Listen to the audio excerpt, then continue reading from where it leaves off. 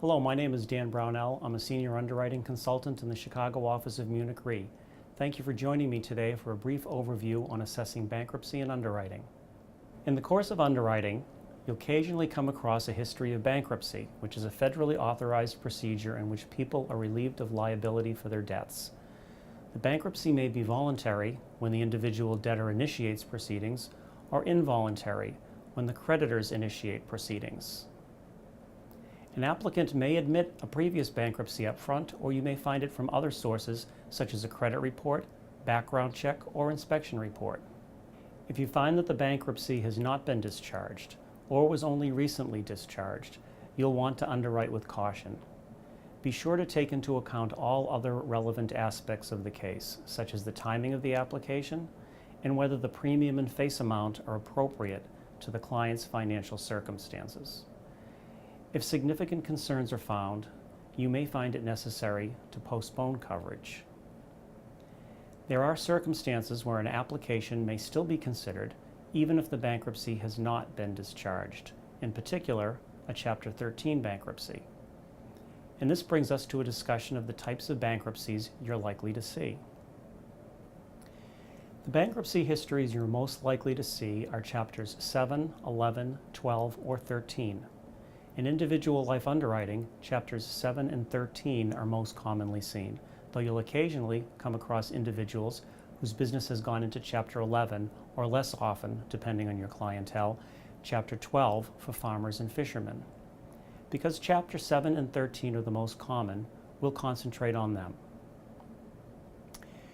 Chapter 7 is a complete liquidation of all the debtor's non-exempt assets and is generally filed by individuals. Eligibility for a Chapter 7 bankruptcy is determined by a means test. The debtor's household income must be less than the median household income of the applicable state. If that and other criteria are met, Chapter 7 can be filed. Otherwise, filing is limited to Chapter 13. Once the bankruptcy is begun, a court-appointed trustee sells or liquidates the appropriate assets and distributes the proceeds to creditors in order of priority.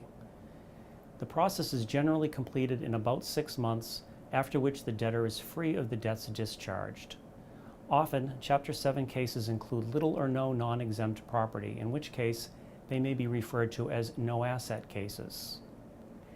Property exempt from bankruptcy can include a home, vehicles, household goods, retirement plans, and life insurance plans, though some exemptions vary from state to state. Certain debts cannot be discharged, such as alimony, child support, and, except in rare cases, student loans. Non-exempt items can include cash, bank accounts, financial investments, a second home, or vehicle and collectibles such as art or coins. In almost all cases, you would postpone life insurance coverage until after a Chapter 7 bankruptcy is discharged and file evidence financially supports the amount and purpose of the coverage applied for. If not admitted by the proposed insured, the status of the bankruptcy, charged versus discharged, should be indicated in a credit report. Chapter 13 bankruptcy, also known as a wage earner plan, is considered a debt reorganization and is typically filed by individuals with smaller debts. There is no means test, though credit counseling by an approved agency is required to determine eligibility. Typically, the debtor creates a repayment plan that spreads over a 3 to 5 year period, during which regular payments are made to a bankruptcy court. At the end of the repayment period, all remaining unsecured debt should be discharged. Chapter 13 differs from Chapter 7 in that the debtor usually gets to keep assets while making payments to creditors, whereas in Chapter 7, the debtor's property is liquidated. And unlike Chapter 7, the debtor does not receive a discharge of debts until the payments required under the repayment plan are completed.